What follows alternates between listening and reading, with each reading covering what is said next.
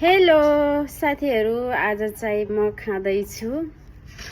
देख्न सक्नुहुन्छ यो नेपालमा पाइने कब्लीको फुल एकदम फेभरेट हो मेरो। यो पनि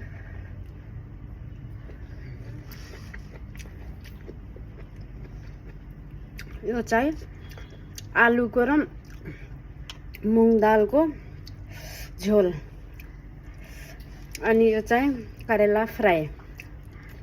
सब एक एक टेस्ट गरेर हजुरहरूलाई देखाउन छ। यो चाहिँ मुलाको अचार मैले घरमै बनाएको साथीहरू। खाना लाए ल साथीहरू।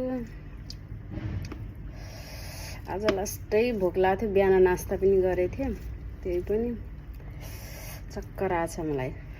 खाना खाने टाइम 1:30 भइसक्यो साथीहरू।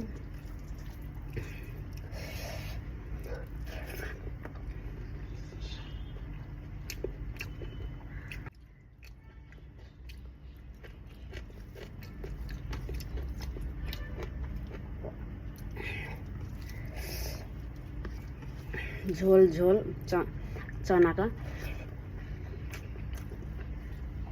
मुङ दालको पहिला त्यसलाई भिजाएर झार निकालेको। यस्तो टेस्टी झोल हुन्छ नि साथीहरू।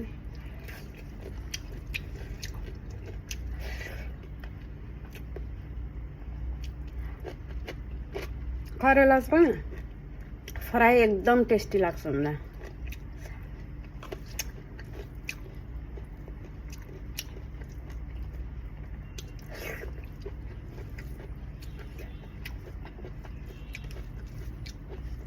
आज चाहिँ भेजिटेरियन पर्यो, शनिबार खाइन्न, त्यही भएर